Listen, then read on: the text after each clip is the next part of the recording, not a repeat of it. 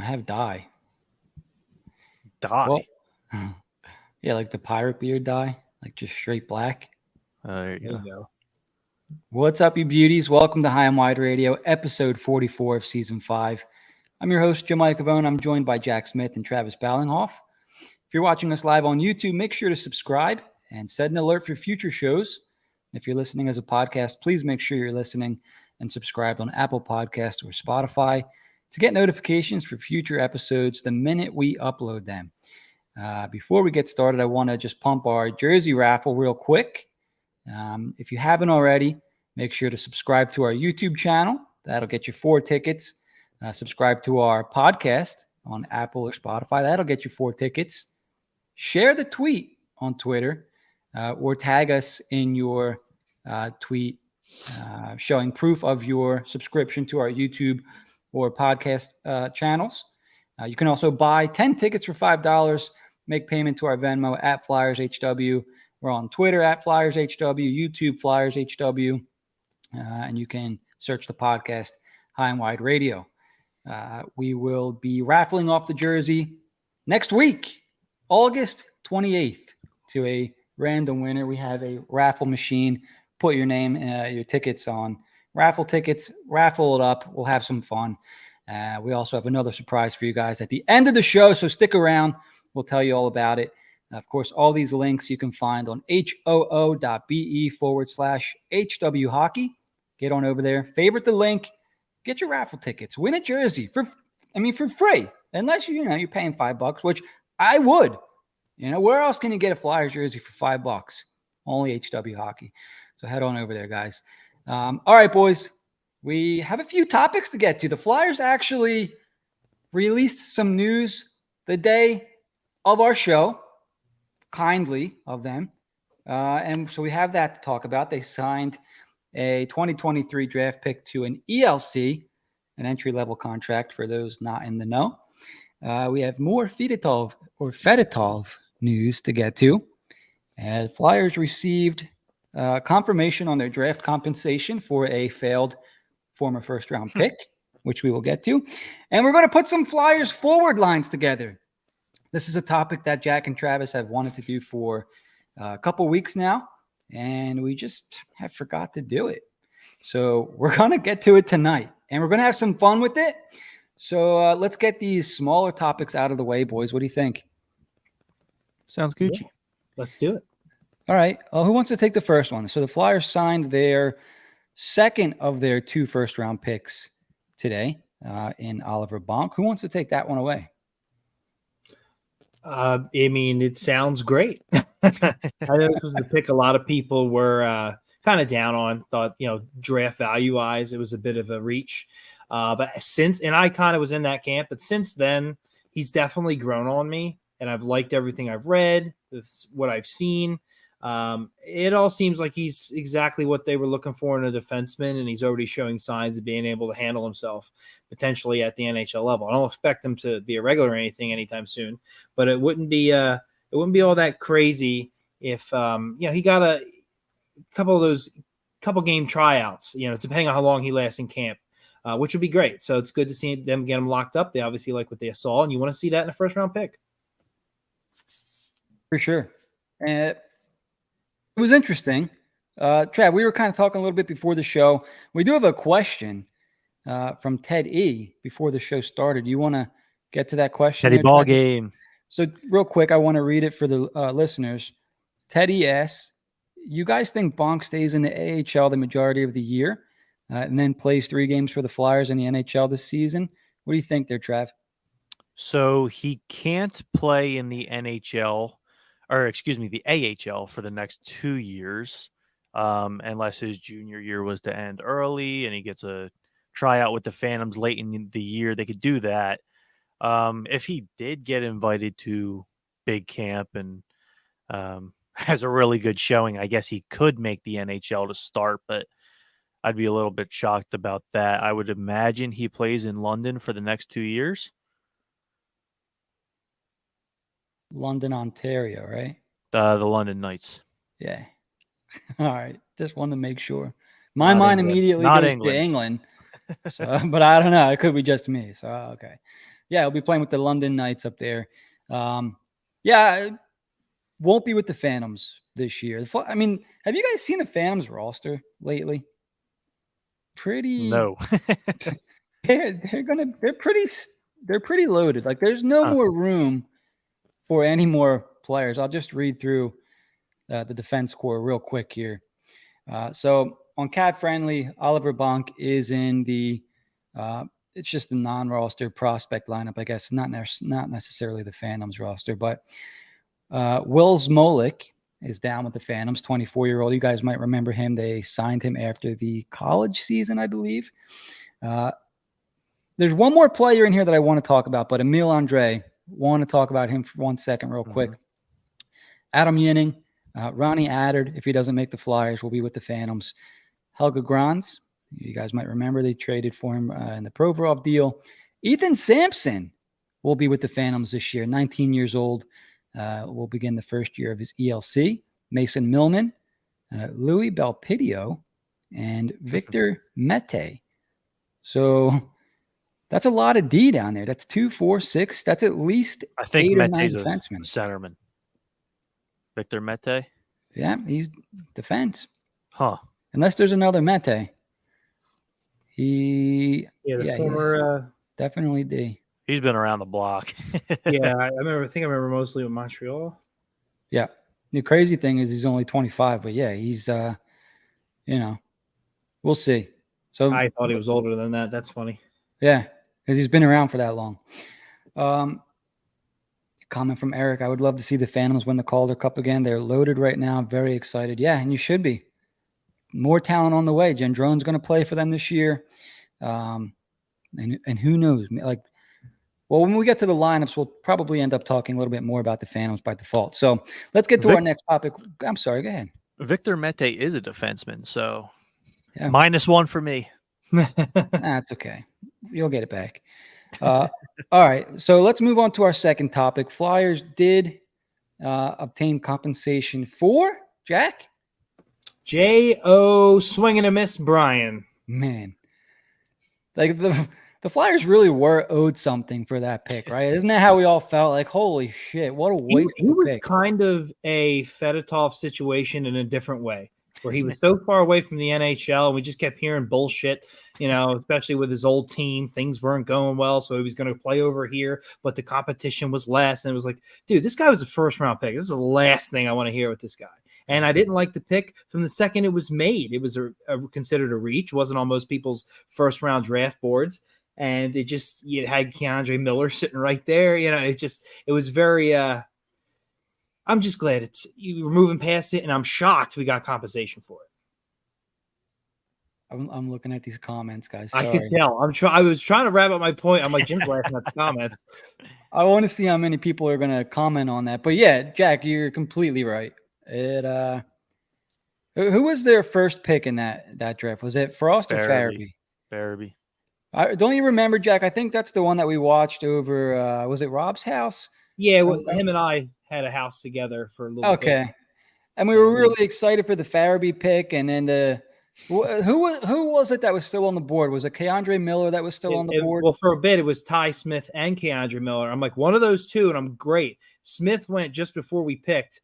We took O'Brien, and I'm like searching my draft list. I'm like, come on, like really? He pulled one of these. And then Miller went like either the next pick or the pick after that, both to division rivals. But it was just like, I was happy enough with the Farabee pick where I didn't think much of it. And even back then, I still had a little belief in Hextall. So I was like, all right, maybe he knows something I don't. But yeah, I was definitely wrong about that. That was the draft I wanted them to trade one of them picks for Dougie Hamilton. I thought we were at that point in the Hextall rebuild, like, okay, it's time to start adding some actual NHL talent here. And never really got that. We kept waiting for that, and they had ammunition. It just never happened. That was like an early red flag that Hextall was just bonkers. Yep. I remember it's bad when the commentators are like, what? And they were kind of like, they had to dig for this pick. They were like, well, this is a reach. And the only person who can do that is Jarmo Kekalainen, because he'll do that, and he won't be on a 7-round draft board. But that man still knows what he's doing, at least to an extent, with very little resources. Hextall, you're new on the block here. We're expecting the world from you. Don't be farting around. Just make the right pick. Right. And you swing and a miss. So what was the pick the Flyers got for O'Brien, Jack? 2024 second is what I read. Okay. All right. So I don't know where it falls. I think that means the Flyers have 2 it's number first-round picks. 51st overall. I'm sorry, 51st overall. So it's not like, what was that, middle end of the second? Yeah. So now they officially have 2 first-round picks and 2 second-round picks in the coming draft. There you go. To go along with a 3rd, a 4th, a 5th, 2 6th, and a 7th. And I would imagine that only increases between now and next year's draft. So better. There you go. 4 first-round picks in 2024, which I think is it's very early. At least we know there's some high-end talent within the top 10 already. We know that. So we'll see. We'll see what happens. We'll see if it's another deep draft. That would be pretty massive. All right. 3rd topic here, and I know that nobody's tired of talking about this, but Ivan Fedotov, once again, it almost seems like they're doing it for us. Like, hey, if you need something to talk about, here's more Ivan Fedotov news. Sergei Fedorov is going to be popping off at the mouth for you. So the head coach of CSKA Moscow is the former NHL great Sergei Fedorov. And I don't know who interviewed him. I had to translate the article. Long story short, Moscow's acting like they are not going to abide by the IIHF ruling. What a shocker. Which, yeah, I think most of us kind of assumed was going to happen. So just in case anybody forgot, Fedotov he's suspended by the IIHF in European competition for the next 4 months, from September 1st to, is it December 1st? I don't know, whatever 4 months is after September. Maybe New Year's Day? I think so. But apparently, Fedorov is saying that Moscow is above the IIHF ruling and he expects them to play September 1st. So that's where that's at. I don't know what happens next. I was trying to look at it from the perspective, okay, let's say the Flyers have a player that belongs to a team over in Russia, and whatever this ruling body is has ruled that the player has a valid contract over there and can't play in America until whatever. If Torts is probably the guy to come out and say something like that too, right? Like, he's probably the guy. If Tortorella came out and was like, yeah, no, he's playing for us September 1st, I don't care what they say. Would you expect the NHL to get involved, Trav? How do you think it would play out? I don't know. What could the NHL do? I was thinking more of like an Olympic standpoint, like IIHF, maybe they don't let Russia in the Olympics or the World Cup of Hockey for another couple of years. I don't know if that's crazy. I don't know. That was the first thing that popped into my head. I'm not sure if the NHL could do anything. It's interesting. No. You know what? At least they're letting him play these preseason games while they it's not September 1st yet, and I guess they're fighting the ruling or whatever you want to call it, not abiding by it. I think they're not vetoing. What is the word I'm trying to think of? Well, who is trying to do that? The KHL team. They're trying to.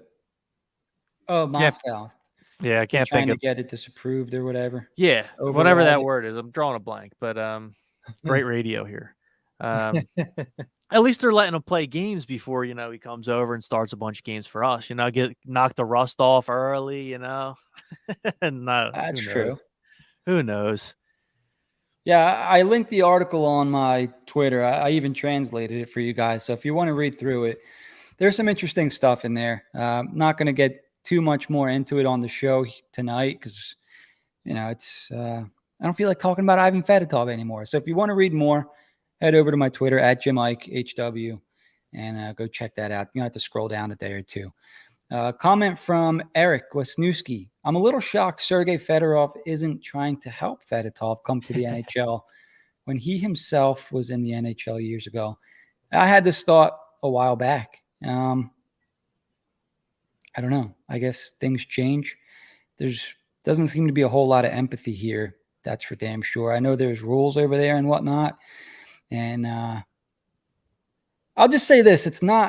I've never been to Russia, but I know in the States, if you want to speak your mind, you can. You don't have to fear for your life because you said the wrong thing.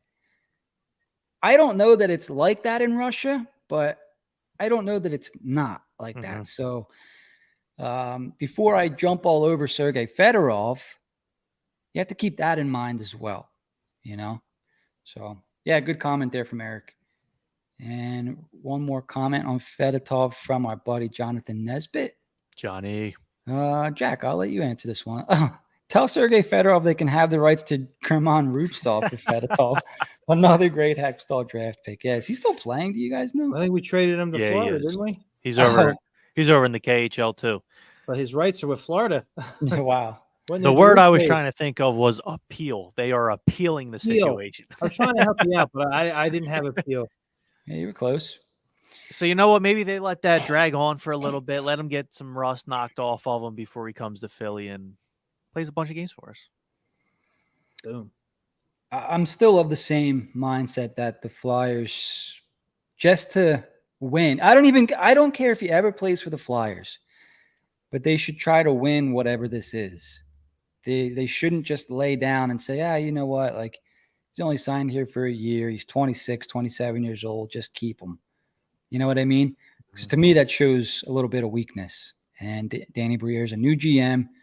It'll make the Flyers organization, in my opinion, look bad if they just give up, especially because they're not in the wrong here. In my opinion. They're too in deep with it right now. Someone said on Twitter that they think they should just lend him back to SKA over in Russia just because we have so many goalies, but I don't think there's any chance that happens just because they're so deep into this. Yeah, and it's like kind of soured a little bit, right? It's not like a friendly thing anymore. Right. Like if they had a good relation, like Emil Andre, his Swedish team, I think it's Iacovone or whatever, HK71. The relationship between that team and the Flyers seems, there's an understanding. If Emil makes the Flyers and wants to play over here, that's fine. I think we were talking to Bill Meltzer last week where if he doesn't make the Flyers, the Swedish team can say, hey, he'd probably be better suited over here. Like, we need him. If he's going to play in the NHL, just give him back kind of thing. So that sounds like more of a working relationship than this friggin' Moscow. Maybe don't draft any more players that play for the Russian military teams. How about that?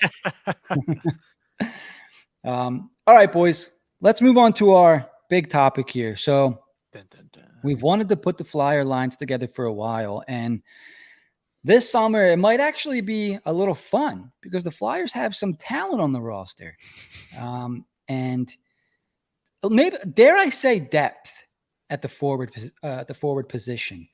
Like, when we go through this, there may be some surprises. There may be some guys not in these lineups that should be, I'll say. So let's go through this here. I assume you guys want to start with the first line, or do you want to go and back? How do you guys want to do this? I think it makes just start from the first line. Yeah, don't confuse anybody. Sure. So I'll keep tabs on who we say goes where, and if kind of two of us say, oh, this guy should play right wing, I'll pencil that guy in on right wing. But I'll be doing that in the background, and at the end of the show, I'll show you who we came up with, blah, blah, blah. So, all right, Jack, go ahead. Who do you got playing on line one? For me, and this is projected opening day. It's obviously going to change a lot throughout the season. So when it comes to explanation, it'll have a lot to do with it being fresh out of camp. No injuries. My center, top line center, I'm going with Coots. I think it makes the most sense. Obviously, I'm going to have TK with him as well. I think he's proved that. They both are first-line players. That makes the most sense. And at left wing, to start the season, I went with Farabee. And I'm willing to talk about that. I think it's a confidence booster. I think he's a guy who, financially speaking, as well as tenure, I think he should be given an opportunity to rectify what happened to him last year a little bit. And if he does start off on the top line, it is a little bit of a confidence booster. And yeah, we'll see what happens. We'll go from there. Okay, very good. Trav, your first line for the Flyers. So I got two similarities to Jack. I got Coots starting at center, much like the reasons Jack said. He's the veteran. He's kind of – a lot of people say he's the best Flyer on the roster. It's been a while, a year and a half. Hopefully he can still be the player he was. Hopefully he can stay healthy. I think that makes the most sense, right? You're penciling in Sean Couturier as your first line to center until we hear otherwise. On the right side, I'm going with TK. I think he was the best player on the team. Should have won all the team awards. Should have been the All-Star. It's a shame the injuries he had because he would have set some insane career highs. He already did set a couple, but it would have been even greater. But best player on the team deserves to be on the first line, in my opinion. And on the left wing, I'm going with Scott Lawton. Whoa. And I'll talk a little bit about more of my reasoning in the second line. But you look at Lotz, obviously Torts loves him, right? I think he might have the upper track, like Jack said. This is assuming everyone's healthy, first game of the year. I don't know. I kind of would like to see Scott Lawton on the top line, see what he can do. I love Lawton, so that's interesting. I guess we have to put in Couturier by default, right? Yeah, that's what I was thinking. He's earned the right to, even with all doubt, because I don't want to say I have no doubt that he's not going to play a complete season, because I don't want to think that negatively. But am I confident that he's going to be able to play 82 games this season or maybe ever again? No, I'm not. I'm not confident. But I think he's earned the right to be penciled in to the 1C line, 1C position, right? So we have Coots. Now, the right wing, TK earned that spot the way he played last year. He's a bona fide, I think, star in this league, and maybe not getting the recognition around the NHL that he should be, at least not yet. He played like a star last year. I remember saying multiple times we were very impressed with the way Travis Konecny played. Our left wing spot on our top line.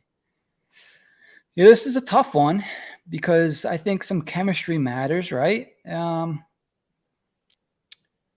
We have TK, Couturier, and you could tell that I'm kind of putting this together on the fly here. So here's the thing.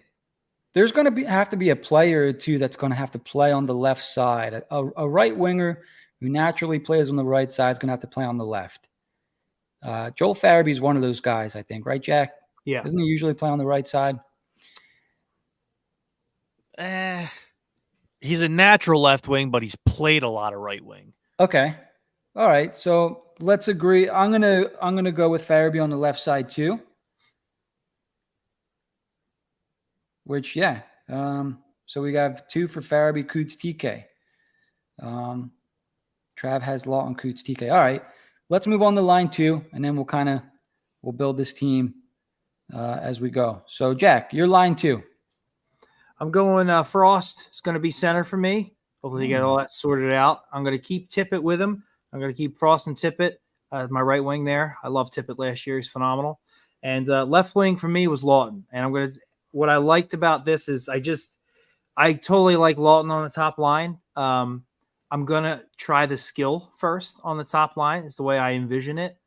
Moving Lawton to the top line, which could happen at some point, feels the other players need to fire lit under their ass kind of move. So for now, I like him on the second line with some younger guys to do some things that maybe they won't do and get a little dirty and get a little gritty and make plays happen so that the skill guys can have room to operate. I mean, you have the natural passer to the goal scorer. So throwing a Lawton in there to, make things happen with his hard-nosed play and never give up attitude. I like the idea of that kind of line. And I also think Lawton's just played himself into a top 6 role. Yes, you can move him all around, but to start the season, I think he deserves a top 6 role. I like that line a lot. I think it makes a lot of sense. Trav, what do you got on line 2? Again, pretty similar. Morgan Frost is my 2C, assuming he gets signed. Loved the second half season he had. I think if he continues to build on the things he worked on, he can be an elite second line playmaking center in this league. You look at Owen Tippett, he's on my right wing for the second line. He's going to play first line minutes a lot this year, but to start the year, Travis Konechny earns that spot. You could put Tippett on the left wing. They did that a little bit in the second half of the season. I think we are going to see some of that as well. But to start opening night, I'm going to go with Tippett on the right side. I expect him to build off of his breakout season he had last year. I'm really high on that guy. Second line left wing is where I'm going to put Joel Farabee. And a lot of this is because I loved the way that line played the last 2 months of the season. I loved the chemistry they had. For those who have listened to the show for a while, I kind of explained a lot at the beginning of the year. Let's take it easy on Joel. He's coming off a major surgery. You look at the other guys who had that surgery, it's very reasonable to expect he has a down year. But that last month or two of the season when he played with Frost and Tippett, I was very happy with his game. We saw him scoring off the rush. We saw him scoring right in front of the net. For a smaller guy, as I say that with quotations, my arms aren't the biggest. Joel Farabee was scoring goals right in front of the net, and that was really nice to see. So I have Lawton on my first line a lot because I like the chemistry of that second line with Frost and Tippett. I will say this, though. Farabee's best year, I would say, was that 2021 season that started in January. Joel played a lot with Coots that year, and he scored 20 goals in 55 games. I would imagine, because Jack said lines change all the time. He's going to play with Coots a little bit this year, and I think that could be a pretty good combo as well. So it's interesting because we can put Farabee on the first or second line here. And you're right, Frost, Tippett, Farabee had excellent chemistry. I think even Farabee finished, I don't want to say super strong, but he looked more like himself towards the end of the year, right? Mm-hmm. He's putting up some points. I think an off season for Farabee is going to do wonders. Like if anybody was, if saying, oh, they're out on Farabee, they're going to be in quick this season, I think. Get him with Coots, get him that confidence. Let's go. Yeah. So, I mean, yeah, either line. I mean, so here's the thing. Would Coots benefit more from Farabee, or would Farabee benefit more from Couturier, confidence-wise? Wait, said who was the first person? Which player do you think would benefit more from playing with the other one? Is it because I'm going to assume that Coots is going to come in and be like, oh, like, can I do this? Like whereas Farabee, he already did that. He's got that year under his belt. He's going to come in, hopefully hitting the ground running. I wonder if he helps bring Coots along in the sense that you said there. Does that make sense? Oh yeah, it does. I'm going to lean with Coots making Farabee better for now. He did end the season a lot better than we thought. I mean, it's funny. I look at this list. I'm like, do I really see Farabee actually being on the top line with Tortorella as a coach? Like, that might be a little hurdle there. But maybe in a sense, but I think Coots will do a lot more for Farabee throughout the season. He's the vet. He's the older guy. Farabee didn't have a good year overall last year. Sure, he finished strong, but if he had a normal season, maybe I'd be more on board for that. But because he's got to have a comeback of his own, I think he's good. He probably would rely on some of the tutelage from the older guys. Okay. Yeah, so I think we can cement Frost and Tippett in there for that second line. The left wing side, see, I keep forgetting that we have Scott Lawton here. and I don't want to put him on my second line for some reason. I want to see. Does Cam Atkinson go on that line? Does he belong there? Can Hope he not. play with those two? I hope not. I mean, I have him lower because I don't think so yet. I'm not a big Cam Atkinson, the player, fan. I'll be honest. His first year here, a lot of his advanced metrics were really bad when he wasn't playing on a line with Claude Giroux. And even like they started that year and they nicknamed it the Fab line, and it was Farabee, Atkinson, and Brassard. And they were scoring goals early in that year, but they weren't really generating a ton of chances. And it was like, okay, well, we're not getting a ton of chances, but we are capitalizing on the few that we do get. I don't know. Cam Atkinson's time in Philly, I'm not loving it. If they could get out of that contract tomorrow, I'd be all over it. I just don't know with the surgery. I just don't know. It's already, if you're already iffy to begin with, and now he's 2 years older, coming off a major injury issue. Like, Completely agree. Like, I can't. He's got to be in my bottom six to start the season. I have to see what we have, and I understand you can make the same argument with Coots, but I don't see it. I think Coots has played up to his game more recently. I mean, he also does a lot more than just offense, and he's making a shit ton of money too. Has a lot to do with it. I'm not gonna lie, but that's where he needs to play. Like, I can't see any other center where you have a plethora of wingers. So just put him down on the lineup, see what you have, see if he's got to build back strength or whatnot. I don't know how many times he's missed an entire season, so I could, on top of his age, like, he's going to need time to get back into the mix. So I'm not too quick to just throw him my top six and say have at it. I agree with everything you said, but we also got to remember the Torts effect. He loves Cam. He loves Cam. Just swap Farabee for Atkinson now. If you don't. Right. Atkinson first line, Lawton second line, Farabee fourth. Third for me. This is tough. Go with Lawton and call it a day. I am thinking about it because where else does Lawton fit in the lineup? He's not going to play more center openings. I could see, but they have plenty of center depth. Yeah, you want to use Cates at 3C, right? Like, let's all agree now. Yes, I do. That's where we're going to put I like him as my third line center. I mean, it's like the Coots effect. Like, I wouldn't say it mirrors his career because Coots was the 8th overall pick, but like, I just love him in that role, a shutdown center, on your third line, and see what happens with the offense. And playing with a guy, in my scenario, he's playing with a guy like Atkinson, so it's not like he's playing with no skill. So I think that's perfect for him where he's at in his career. And I was going to get into it once we talked about the third line, but I didn't really like the offensive chemistry that Lawton and Cates had together when they played on a line last year. So that's kind of also why I had Lawton on the top line. I didn't want him on a line with Cates. Yeah, I mean, two very, very good players, and I think Cates going to take a step this year, but just the offensive chemistry they had when they played on the line, I wasn't a big fan of it. Yeah, if I see Lawton and Cates together, I want to see it on the penalty kill. Yeah. Here's a question, and then we'll get to some comments before we continue on here. If Couturier doesn't play large chunks of the season, who's your 3C? So that's where you can see Lawton move back in and bump things around. Because Frost has to stay in the top 6.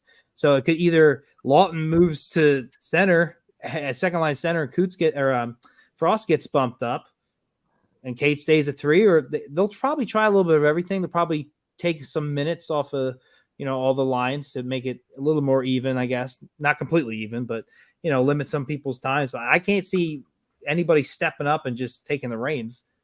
Yeah, like you can move Lots there. Oakham in the comment mentioned Elliot Denwye. I think that's a real possibility. I don't think he makes the team out of camp, but I like that kid's game a lot, and he can play center. He can play wing. He's an option. Maybe Paling has a hot start to the season. Maybe they want to throw Lazinski in there, give him a chance. Yeah, that'd be something. Yeah. So this is proving to be a little bit harder than I thought, but I think that's a good thing. That's what she said. All right, let's run through some of these comments, and then we'll get back to what we have here. We have another James shaved again. Oh, snap. James looked like he has a court date. I don't. Okay. From Dave, Frost and Tippett have to be on the same line. Yep, I think we're all in agreement. Jonathan Nesbitt, interesting stuff. Lawton on the first line right out of the gate. And like originally I'm like, oh shit, Lawton on the first line. But I don't know where to put him when I'm looking through this lineup. And it's not a negative to Lawton. It's just where can you use his skill set? Or he's like the guy that you put in at the very end, say, oh, well, we can put Lawton anywhere from the first line to the third line. So let's kind of leave his spot blank till we get there. Hey, he's shown he's got good chemistry with TK in the past. Mm-hmm. Very true. And he's got that Torts guy. Dangerous move. Oh, the paralyzer. Paralyzer. Please tell me they didn't trade Ivan to only have York play on his offside. Well, we're going to get to the defense maybe next week, Oakham. So I'm sure we'll see you then. We'll talk the defense. Teddy. Thoughts, please. Can we avoid? I don't know. We'll get to this. Let's finish. Let's finish up the lineup first, Teddy. All right. Who can we go through? Yep, we got the Denoye. All right. So I've yet to give my second line left. Yeah, you're taking your sweet old time. Yeah, I'm not. It's because he didn't make it. Well, because you guys put in Lawton Farabee, right? So if I put in Cam Atkinson, we're going to have this whole big discussion, and we're all going to be all right. You know what? I'll put in Cam Atkinson just for the sake of discussion. So we'll get to that once we finish our third line. Let me pencil in Cam. Coots deserves to be on the first line. Cam Atkinson didn't earn it. All right. See what you guys are saying. All right. So we all got Kate's penciled in third line. Correct. Who plays on the left wing on the third line? Jack? I have Hathaway. I'm not fiddling around with Allison or anything like that. So I'm going to put him up there. I think they want to move him at the deadline potentially. Want to see him play, make things happen. Holy. And yeah, so that's who I have penciled in there. Okay. Who do you have on your right side? That's where I have Atkinson. Oh, Atkinson. And that's where Cates is centering. Okay. That could be a fun line if things go correctly. Travis, your third line. So I have Catesy as my third line center as well. And to be completely honest, we may list him as the third line center. I would not be shocked at all if he leads Flyer centers in ice time this year. Mm-hmm. I think Torts is going to play the piss out of him. He's going to be the shutdown center. I like kind of Jim mentioned earlier, I don't know how often Coots is going to play, how many games, how many minutes. Do they ease him back into things? I really liked what I saw from Noah Cates last year. I would not mind seeing him on a wing with Coots at some point this year. Not to start out the season, but that's something I'd like. I really like Catesy as a forechecker, and I think we saw more offense out of him. That little 15-game stint he had his first time up with the Flyers when he was on the wing with Frost and Tippett, I believe. So I got Catesy penciled in as the center. I think he's going to take another leap this year. On the right wing, or I'll go left. I'm going to move Cam Atkinson over to the left wing on the third line. Part of me moving him over is just because he's the veteran of the group. Maybe he has the easiest adjustment. And on the right side, I have Tyson Forster. And I wonder, because Jim mentioned it earlier, we have a lot of right wings, and someone's going to have to play on their offside pretty much every night. And I went back and forth on this because Forster's really like the guy of the group that will consistently wind up and rip a one-timer. He's really like the only guy out of the group that'll do it. So maybe he goes to the left wing, but I also don't know if he's ever played left wing, and I'm not sure if that's the best way to develop him. Kind of mentioned it earlier. Farabee, a left wing, started out on the right side. Konechny, a right winger, started on the left side when he first got his NHL chance. So maybe I'm overthinking it, but I'd rather him, the rookie, start on the right side. We'll move the veteran Atkinson over to the left side. Atkinson, Cates, and Forster's my third line. Okay, very good. I would be excited if Forster made the roster. So yeah, that's maybe it's unpopular, but I do not have him making the team out of camp. I do think he will be up with the Flyers for a majority of the year, maybe even most of the year. I just don't have him making the Flyers. I'll be honest, I'd be very shocked if he does not make the team. I think if he has a middle of the road camp, he'll make the team. For me, it comes to dollars and cents. That's true. The guys they bring in, and you know how Tortorella is going to run his team with some of these players and these names, unless there's injuries. In the past, that's just how I've seen these teams operate with money. And then down the road, because then there's injuries and there's more reason to put him in and whatnot.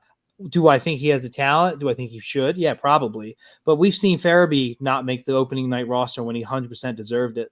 And they found a way to get him back up. So I could see something like that. Very, very good point.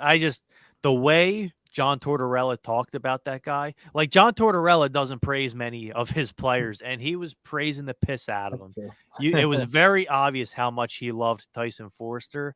I think he has to have a bad camp to not make the team.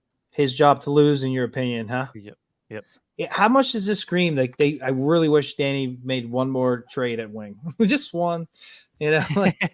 I wish they could have flipped Atkinson for a left winger. Like, obviously that wasn't in the cards. That wasn't going to happen. But when we're kind of just writing down our lines, like, that would have been nice if they could somehow do that.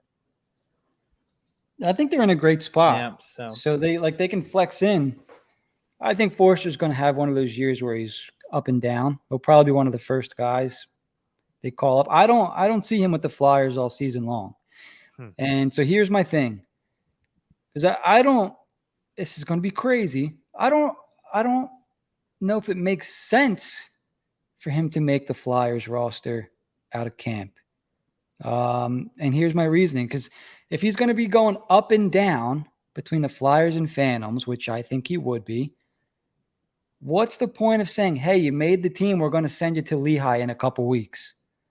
Because I don't think that's the case. They're going to need you down there. Because there's just too many players on the Flyers roster. So what's the rush? So I will say this, and I'm not on Instagram as much as I used to be, yada yada.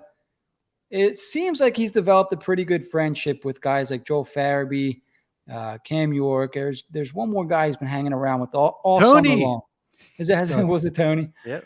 Yeah. So I mean, there's a bond there. There's a friendship there. Sometimes that makes things easier in camp. You know what I mean? So Forster's going to be one of those guys I think we root for. I think we want to make the team out of camp. I think Tortorella's going to want to make, he wants him to make the team out of camp, but that doesn't mean he's not going to make him earn it. And if I was Tortorella, I would push him just a little bit harder to make the decision easy for me. Right? Because, like I said, you don't really want to be sending this guy. Again, let me ask you, what is the point of saying, hey, you made the team? Oh, but we're going to, you're going to be bouncing around between the Flyers and Phantoms. Like, when you make the Flyers, don't you want it to be because you're here to stay kind of thing? Does that make sense? Right, you want to come up for a cup of coffee and get set back down. When you're told you made the team, particularly out of camp, it's like you're going to be a part of this team moving forward. But go ahead, Trav. I'm sure you got the counter. No, I mean, it makes sense, but like I just feel like we've seen it in the past where guys are just up and down. Claude Giroux, Morgan Frost. Trying to think of some other young guys that kind of up. I mean, Joel Farabee didn't make the team, got called up, then got sent down at the deadline when they got Grant and Thompson. Mm-hmm. So I don't know, but I'm curious why you think he's just going to be up and down all year. Is it because of other guys making more money and them being the vets, or is it confident in the skill? No, I'm extremely confident in the skill. I think there's multiple factors, like there are multiple reasons why you can say, we don't like, he's got the skill. We know he's got the skill. Do we absolutely 100% need to? Is he going to play these? If Forster makes the team out of camp, barring injury, obviously, you think he's going to play 82 games with the Flyers this year? Like, what's your gut say? It's not really that simple, but I'm gonna force you to say yes or no. I lean yeah. Okay. All right. If the coach is certain that he's going to be with the team all 82 games till they're out of the playoffs, and then will join the Phantoms for their playoff push, yada yada, then I would say yes, put him on the roster. If the intention is, well, if he starts to slip off a little bit, we'll send him down. And then we'll leave him down until he gets it going. Then we'll call him up. If you do that, you're going to be messing with his confidence. Mm-hmm. Like, these are still kids. Maybe he's not fragile, but some people are, as we've seen. I think we were worried about Cam York a little bit last year when Tortorella chose to send him down to the Phantoms. I was a little bit worried, like, geez, what's Lappy going to do to him down there, right? So I kept Forster off my original lineup. You're kind of talking me into putting him on. So I'm going to leave that right wing third line spot. I was going to put Hathaway up there, to tell you the truth. I think Jack had him on. Jack, you had Hathaway on your left side? Yeah. On the third line? Yeah.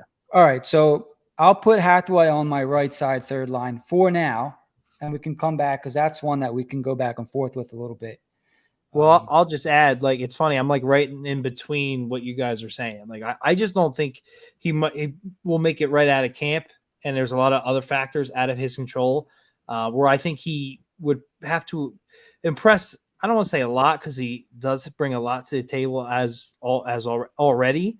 But once he is here, maybe there's an up and down early. But then I expect him to kind of stay for, like, from December on, like something like that, maybe even earlier like that. And I don't see up and down throughout the whole year. I think this is the year where he gets here and he shows he belongs, like Cates the previous year, like something like that. And, and that's typical for most players. It really is. There's no, like, I started my year for not very many players here, and I played in the NHL ever since. So, so I can see something like that happening, and injury is going to give a lot of opportunity for things of that nature as well. And if he could make the roster, actually, if they have a lot of injuries in preseason too, but going by the roster as is, the money on the table, I'm in between what you guys are saying. I think we got our bases covered at least.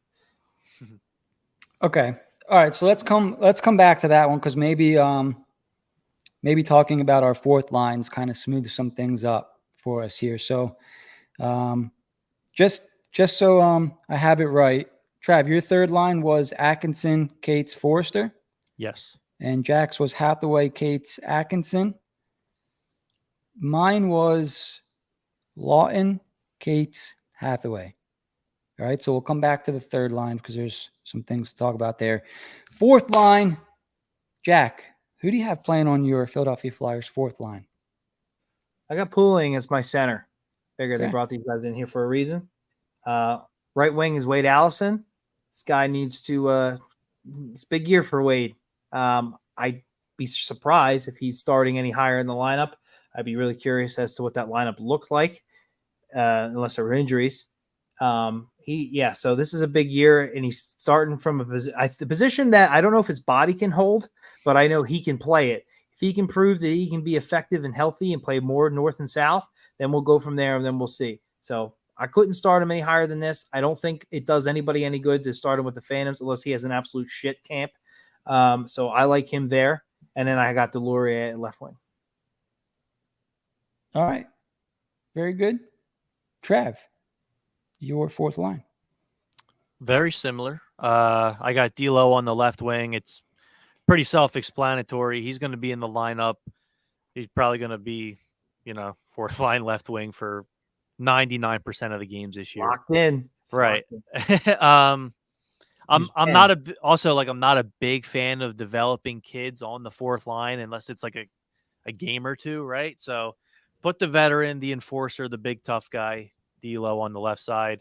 I also have Paling on at the center position for the fourth line. Like Jack said, they just signed him.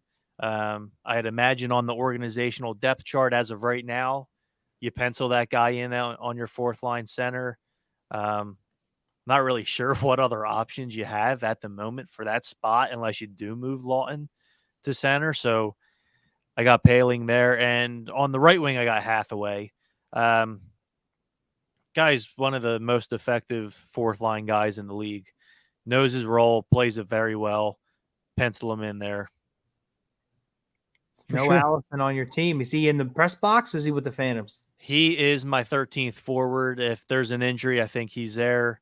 That being said, the thought of Wade Allison playing with an extra chip on his shoulder, I like the sound of that, but it's a numbers game right now. And also being said, Wade Allison with an extra chip on his shoulder, that could lead to some injuries as well.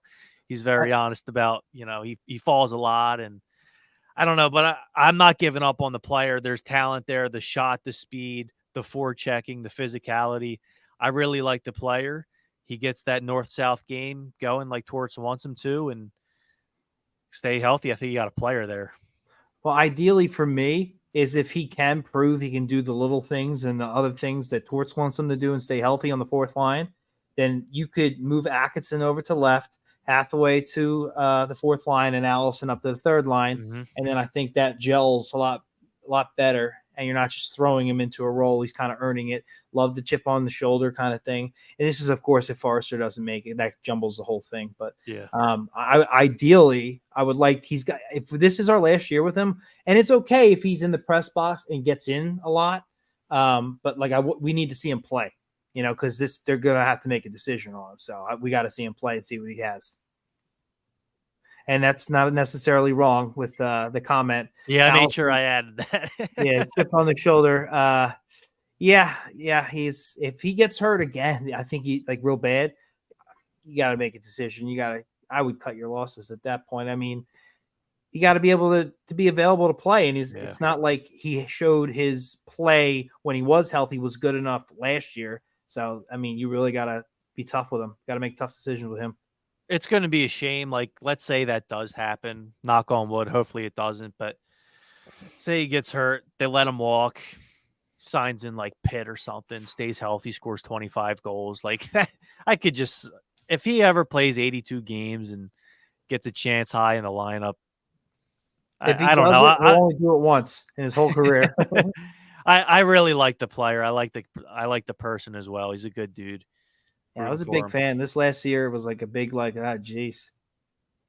Teddy ball game. D'Lo is the Laurier. That's D'Lo Brown, former European champion. Teddy ball game. Teddy ball game. Yeah, it's unfortunate, but I think. Well, I'll just say I got Poling and Delorier as my center and left wing, and I put Wade Allison on my fourth line. And I think that you can probably swap him and Hathaway whenever. I gave Hathaway the third line spot because he's more the veteran guy. He's like Trev, you mentioned, perfect fourth line guy. He's good bottom six guy. Allison, we don't know. I think you know what you're getting with Hathaway. How's that? He's been in the league almost 500 games. You know what to expect from him. Allison, you mentioned great guy. You can't even expect him to be healthy from game to game. You mentioned Forrester Tortorella openly praising Tyson Forrester. He wasn't overly negative, I don't think, about Wade Allison, but he made points to mention his play multiple times in a non-complimentary fashion. And if I'm his coach, it's one of those guys you don't like to, get down on. You want to see a guy like Allison win. He's a good kid, good guy, plays tough, has some skill. You want to see him succeed. He just doesn't have the time, in my opinion, to put it together the way someone like maybe Morgan Frost has a couple more years time. You know what I'm saying? For me, it's now or never with Wade Allison. Like if he doesn't come into camp and absolutely wow you all camp, I don't know. Is he a guy that they put on waivers even? You know? Because if Wade Allison in my roster, and it sounds like Jack's roster as well, if Wade Allison has a roster spot, Tyson Forster doesn't. Because you've gone out and signed Garnet Hathaway. You've signed Poehling or Poling, however you say that, former first-round pick in 2017, Montreal Canadiens. He's going to be your fourth-line center. Good metrics. Delorier, as you mentioned, his position is fourth-line left wing. Can't put Allison over there. Where does Wade Allison play? I hate Wade Allison on the fourth line. You know, I feel like he's being wasted down there. But he's a player that can put the puck in the net. Poling's not a bum. This guy can play hockey. Maybe he needs a guy like Wade Allison down there. You know, I'm not crazy about the thought of Delorier and Hathaway playing on the same line. I think that's maybe a line, you know, when the other team sees that line out there, they're like, oh, let's go get one. Could be wrong. We'll see how that works out. But Allison's a guy where I'm like, I don't know if there's a spot for him on this roster anymore. And I don't have the same excitement to see, all right, all he needs is a year. You know what I mean? See, I agree to an extent. Like when they first signed Hathaway, I was like, damn, you just boxed out Wade Allison. And that's sometimes that's good. Like you want to make the kids earn their spot, but like at the same time, he's kind of in like a sink or swim year. Like this is probably the last year for Wade Allison. So I don't really love boxing him out. Now I think the writing's on the wall for him a little bit, to be honest with you. Now I would be pissed if they waived him just let him play the year. Injuries are going to happen. He's going to play games, assuming he's not injured. He's going to get a chance in the lineup, whether he makes the opening night lineup or not. So I would not be happy if they waived him, but I don't know. Like I look at him and like the speed, the skill, the toughness, like he's a guy in my mind that should be able to be like a Michael Raffl or a Scott Lawton. He could play on your top line for a couple games. He could play in your middle six. He can play in your bottom six. Like I think that's his future in the NHL, in my opinion, a guy that can play anywhere if he can stay healthy, just because he has so many different tools in the toolbox. I think Torts was actually kind of hard on him last year. It seemed like after every single game, they'd ask him about, wait, he doesn't play enough north-south. He turns the puck over too much. And and I guess it was like somewhere around the middle of the year, someone asked him for an evaluation, and he's like, it's hard to evaluate him when he can't be in the lineup. And you don't hear that a ton from the coach. It was 100% correct. I don't fault him for saying it at all. But you don't hear the coach say that blunt about one of his own players. But I don't know. It is what I it is, wish man. the kid nothing but the best. I really like him. Yeah, he's a good guy. He's a guy that you want in your locker room, right? He's got that kind of personality. But yeah, if your coach is saying that, I mean, we say it on the show a lot. The best ability is availability, and if you can't be on the ice, there's somebody else that can be out there, you know. And you can't be married to these guys. There's too much skill, right? There are players who serve a purpose on the roster right now. Hathaway, Poehling, say what you want about Delorier. He serves a purpose, right? Kate serves a purpose. Obviously, guys in the top six serve a purpose. What's Allison's purpose? They don't need to depend on him for goals. They have other guys that can do that. He can't play the physical forechecking style because he'll get hurt. He gets hurt. In my opinion, he's a guy that I think maybe if he's not on your fourth line, Trav, you said he's your 13th forward. That's fine. That's fine. Let him. Maybe that's best for him to not play 82 games. You know what I mean? So I would be fine with that as well. I wouldn't be happy if they waived him and somebody claimed him. So yeah, either 13th forward or somehow find a way to get him on the Phantoms. They could always use a little bit more of whatever Wade Allison brings. So I don't know if we're going to talk about it this episode or maybe a week or two from now, but like this point last season, if you were to ask me who I think is going to be the breakout player for the Flyers, last summer my answer was Wade Allison. Yeah. We're only 12 months removed. Like I don't think he lost any skill. No. He just wasn't able to do it last year, man. We've seen this with a couple of players throughout the league, and he's one of the reasons why I just need more sample size from players. Like everybody's, sees a little bit of something at the end of the next year, and then they're ready to give him a franchise 8-year deal. Let's do it. We're good. Sign Frost now, 8 years, $8 million. Let's do that. I'm like, I need way, way more sample size. I'm being dramatic, obviously, but like, he's a perfect reason, because what Travis just said is exactly how I feel. He was our go-to guy to have a breakout season, and boy, did he disappoint. And there was a lot of names that we liked last year that really, like Tippett, for example, Frost, York, everybody like made a statement. It's like, how was Allison not in that list of players? If anything, regressed real bad. And it's like and now he was drafted in 2016. And guess what? He was injured like almost right away then too. Like the clock is definitely ticking with him. So, I mean, I hate to flat out lose him for nothing, but he's got to start proving everything we're saying wrong. And he's running out of time, and he's got a coach that doesn't put up with bullshit. So I want to see him succeed too, but it's going to be what it is. And that's what this part of the year is all about. And the only other thing I wanted to throw in is these guys that we brought in free agent deals. We are probably looking to move some of them to trade deadline. Yep. But they're going to get NHL time first, because if you have any chance of trading them, they're going to have to be NHL players. So I think that's also going to be, hey, if Allison beats somebody out, good. That's a good story. That's great. But in the meantime, he's on the outside looking in.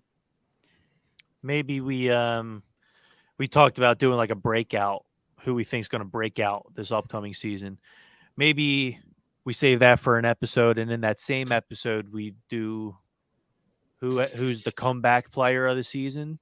Sure. Because you look at some of the guys who were injured, Coots, Cam, but you look at like the rest of the roster. Like, I feel like a lot of the team last year played to their expectation, or some exceeded it. I don't think too many guys like, damn, I thought we were going to get more for him. Wade Allison comes to mind. Farabee, who I think we all think is going to have a big bounce back, and I guess Sanheim. Like, you kind of look at the season we had last year. A lot of guys played to that expectation or exceeded it, in my mind. Yeah, most guys did, and that just shows you with more prospects coming, this team loading up on draft picks. And they're not shy to sign people. If you're going to make yourself an NHL player and prove it to this team, or you're out the door. So I'm going to do a self-plug real quick. I have a 32 and 32 for the Philadelphia Flyers coming out on Dobber Prospects, I think tomorrow or Wednesday. Ooh. There was a section for like risers and fallers, and I only put 3 players on the falling side, and I'll name 2. One of them was Wade Allison. The other one was Tanner Lazinski. These are 2 players who I don't know if we were excited about, but 2 guys that we've been waiting to make the team for way too long. And it's not necessarily their fault. They've been injured. But, you were drafted in 2016. Both great guys. Tanner was nice enough to come on our show last summer. But it just feels like, unless they have – it feels like they're going to be how do I say this? They're going to have an uphill battle in camp as opposed to maybe a level surface. They have to prove something, because last year was not the best for either player. I think Lazinski got hurt again and even spent time with the Phantoms. Allison missed 22 games, and the games he did play, he was invisible in a lot of them. We know that there is skill there, but how do you unlock it? If you're not available to play consistently, how can your play be consistent? Do you know what I mean? I don't know. I'm ready to move on from those. Like, there's an easy solution. It's, hey, we replaced your position in the offseason. You have to fight to make the team now. Tyson Forster came in 8 games and lit the world on fire. So that's one. Oh, and also we brought in Garnet Hathaway, who also plays your position. What are you going to do, Wade?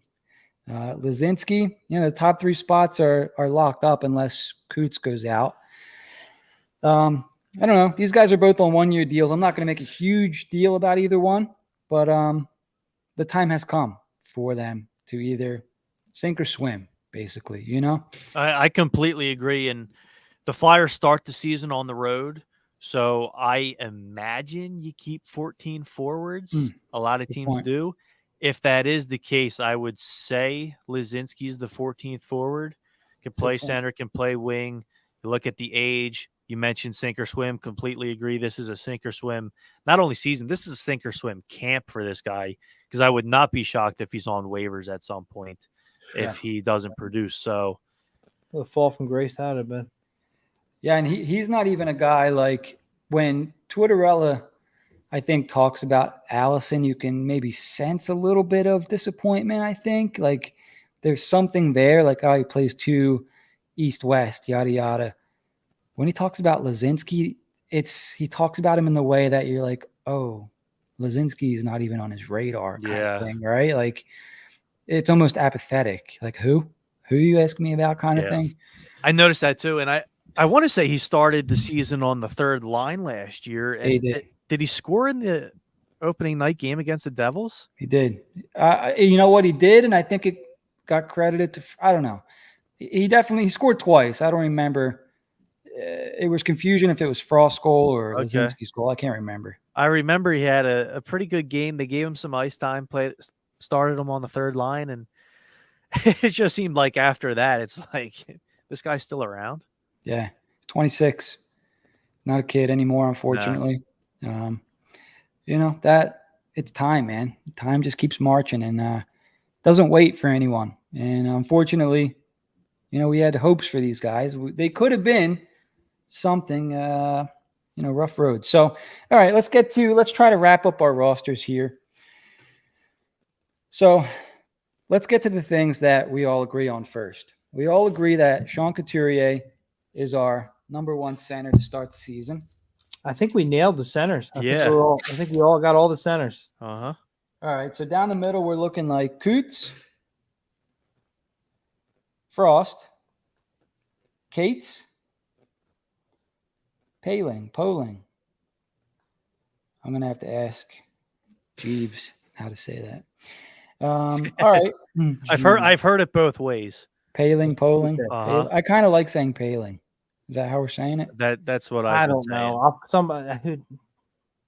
I feel like Poling was unanimous. So, all right. First and second line right wingers, we all had TK and Tippett. Correct. I hope we see that Konechny Tippett on the same line. Little experiment they did last year. Hope we see that at some point again. Konechny Tippett, you say? So I'm on left wing lock. Do you guys use that? Mm-mm. So what's that? The old Peter Laviolette system? I use it for fantasy sometimes. What is it? Like starting goalies and whatnot. It tells you who's starting and line combos. I use Daily Face-Off. Okay. So on left wing lock, it has the Flyers top line of Travis Konechny on the left side, Sean Couturier and Cam Atkinson on the right side. Second line is Farabee, Cates, Tippett. There's your line there. Third line is Allison, left wing, Frost, Forster. Third line is Delorier, Lawton, Hathaway. Who was the second line center? Cates. Huh. I think he gets more ice time than Frost on a night-to-night basis, but you kind of just write down the lineup. Yep. Cates is kind of your third line shutdown guy. I was tempted to put him on the second line, but I want to give Frost the boost of confidence. Hey, you're our second line guy. Coots goes down, you're the guy. Like, come on. Okay. Now, the left side is, I think, where there was some confusion, and there's probably going to be confusion for the coaching staff as well, because the Flyers flat out just don't have any left wingers. Okay, so our top line guy was between Farabee and Lawton. I think Jack and I both said Farabee will play the top line. Yep. Jack, you had Farabee on top line, right? Yeah. Yes, I did. All right. So we have Farabee, Coots, TK. Line 2, we have Frost, Tippett. Sorry. And then we had again. All right, so this is one where we have to have a conversation because Jack had Lawton, Travis had Farabee, and Jim put Atkinson. I can be persuaded. I don't need to have Atkinson on the second line. Do I think he's going to be a 30-goal scorer? No. No. Me and Jack both said third line, but I had him on one wing. He had him on the other. Okay, so Atkinson's going to go on the third line. Let's see who you guys had. So Jack had Hathaway on the left side. You had Forster on the right side. Jack and I don't have Forster on the roster. So tough one. Let's put Atkinson on the third line left wing. How's that? Boom. I think that sounds good. Yeah, it works for me. He's a vet. That'll be fine. Okay. So we still need our second line left winger, and we need our third line right winger. So where do you guys have Lawton playing? Well, I mean, I think Jim, do you have him as your second line left? No, I had Atkinson. You have Atkinson. Oh, I'm sorry. It looks like by default. If we already put Atkinson on the third wing and you have Farabee playing left wing center, I think Lawton would naturally slide into your second wing. There you go. Second left wing. And correct me if I'm wrong. No, you are correct. Travis had Lawton on his line 2. I'm sorry, that was line 1. I apologize. I'm looking at the wrong thing. I figured if it's not line 1, you'll take line 2, right? And Jack and I had Hathaway on the third line, so I'll put Hathaway in as our third line right winger. Sorry for the pause. And then who do we have as our fourth line right wing? I have Allison. And I put Allison also. So let's do Allison. And who are we leaving? Oh, we left Forster out of the lineup. All right, so here we go. Here's our HW Flyers roster as of August 21st, 2023. Top line's Farabee, Coots, TK. Second line is Lawton, Frost, Tippett. Third line, Atkinson, Cates, Hathaway. I'm not sure I like that line. What was it? Third line? Atkinson, Cates, and Hathaway. Fourth line is Delorier, Paling, and Allison. I like it. That's exactly what my list says here. So Jack won out. You nailed it. See me selling Lawton on that second line. Is that what he did? Wow. The rest will just fall into place. That's good. I like that. Like looking at this, I'm like, you know what? They could flip Allison to the third line spot. Like I can see a rotation of Forster, Hathaway, and Allison. Obviously, you don't put Forster on your fourth line, but like those guys get interchanged. Hathaway plays every game, though. I think like he doesn't. I don't think there's a game where he sits in the box. I mean, I want him on my fourth line. I just need other guys to get the lead out of their ass to make it work. So coming into the season, that I envision something like that.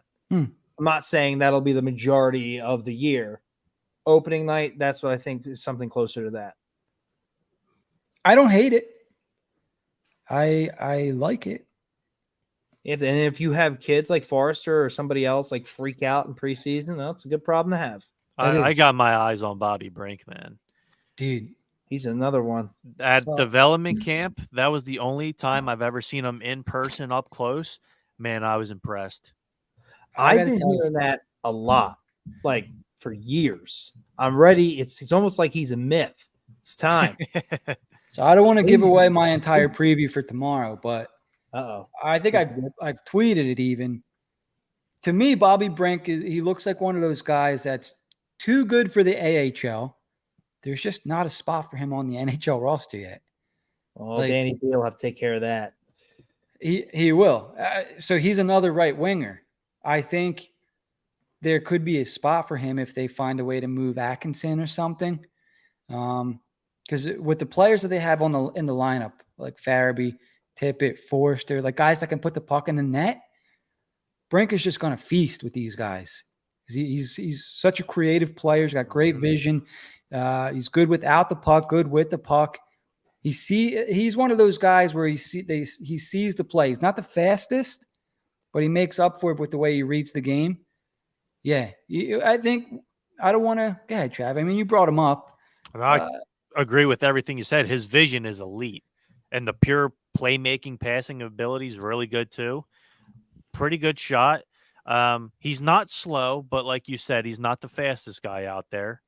Well, I was going to say, what are they saying about his skating now? Because the word hate was used when he was drafted. Now, I know that's dramatic, but we get the point. Yeah. I mean, he's not skating with Tuamala, but no. It didn't look like an issue to me at all. I mean, he was creating plays left and right. By far the best player that I saw in the 2 days I was there. I was really impressed. I mean, if you want to see Montreal in complete flames, have York, Brink, and Michkov all pan out. Like, I mean, that'll just move Cam York to left wing, put them all on the same line. I'm just saying, like, if we traded down, got York and Brink, because that was the pick essentially. Like they used it to move back up and get him, and then the Michkov, what happened with Michkov and whatnot, and have all three of those players pan out. Oh yeah, I'm sure that'll be great. I think Montreal's crying now. Yeah, the Phantoms are going to be fun. They sound fun. There's a lot of intrigue with a lot of different players. Like I think Denoyer, whatever it is, I think he's going to play some NHL games this year. I think Ole Lixell is going to get some NHL games. Like we got some talent here, and I kind of vision Denoyer and Lixell both as bottom six guys. We'll see what kind of year Zade Wisdom has as well. Like when he was drafted, it was like, okay, well, the ceiling's not very high, but the floor is. Like this guy's going to be on Philly's bottom six for a while. And it's like, you go to the ECHL, then you're starting to really wonder, like, is this guy going to make it? But I mean, just a couple of years ago, like this guy was surefire going to be an effective bottom six guy for us, it sounded like. Well, I remember Denoyer just like freaking out in junior, scoring 4 goals a game, having like 10 goals in 5 games, and just losing it. And people were still like higher on Wisdom, and I was like, I didn't understand why. I liked Wisdom, don't get me wrong, but like I was expecting so much more. And he's almost in an Allison situation with the Phantoms, so and that's not good. So yeah, he's definitely a guy who's for the Phantoms is going to make or break it, I guess, this year. It was interesting. We had Bill Meltzer on last week, and he kind of Zade Wisdom came up, and he kind of mentioned how bad the skating was. I actually heard that Zade Wisdom came in pretty fat. Yes, out of shape. I heard that as well. Yeah, that's it's true. Your job's on the line, and you're not in shape. It is true. Well, that's a sign of immaturity, right? Like you come into camp out of shape. Like, are you serious about this or not? So yeah, I talked about a lot of these guys in the write-up that's going to come out. If you guys want to check that out, it's over on Dobber Prospects. So it should be out tomorrow. I'll tweet it. Nice. But I talked about guys like Bobby Brink, Gendron, Tuamala, who's going to be with the Phantoms next season. Denoyer, a guy that I agree will be up and down this year. May not make the team out of camp, but I think he's a player that LaPerriere likes a lot and a player that John Tortorella likes or will like a lot. There's a lot of players to talk about then. I mean, we didn't even talk about defense tonight, but we talked about Bonk earlier, Emile Andre, who will be either with the Flyers or the Phantoms next season. We talked about that. I think that thing got resolved. Apparently, what did he do? He said goodbye to his Swedish team, or became official. I believe the Swedish team said bye to him. Okay, maybe. So now I'm forgetting. Yeah, that's how I thought it was. I thought I could be wrong, but I thought they said goodbye to him. Yeah. Okay. How I thought I remember reading it. So there you go. So Andre will be over here, which Which is great because that's been our last two questions, the last two shows, and boom, it's answered. So Yeah. great. Now we just need the Fedotov one answered. And Hart too. Shit. Yeah. Jesus. Season's about to start. What the hell's going on? No, just seriously though. Let's go. Yeah, we're less than a month away till camp starts. But so I won't continue going down the list. But yeah, Dobber Prospects tomorrow. Make sure you check it out. Anything else, guys? We that was fun putting those four lines together. Yeah, I can't think of anything else. We had we agreed on the centers and the top two right wings. I feel like there might be a lot of disagreements on the defense. Ooh, maybe, I don't know. Hopefully, nobody wants to watch a bunch of yes men. It's true. All right, so I guess before we wrap up, we have one more announcement. We are going to be at the Glassboro. I don't know why I said Glassboro Car Show, September 1st. Friday, September 1st. We'll be there. We'll have a tent. We'll be doing giveaways, or you can actually come buy stuff, buy some merch. I'll put out more details on Twitter, or you can go to the Glassboro site. I believe it's glassboro.org. I'll look it up for you real quick. Oh, I got to get off Brave. Here you go. Glassboro.org. Yeah, go to glassboro.org. Go to community events. Just go to community, and it should come up for you. So glassboro.org, go to community, look up Glassboro Car Show. We will be there.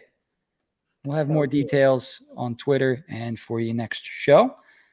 We'll also be doing our jersey raffle next show. So a lot of stuff coming up for you guys.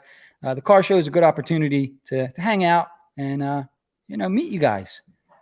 Talk some Flyers hockey, look at some cars. It's going to be some food trucks there. Should be a nice time. It's a nice event. I think it's from 5 to 9 Friday night. There's some restaurants and bars around the area. So it should be a good night, fun time. Anything else, guys? Not that I can That's think it. of. We're going to wrap this baby up. Hopefully you guys enjoyed the show, and we'll see you next week. Bye-bye. John Van Wiesberg. Best mask.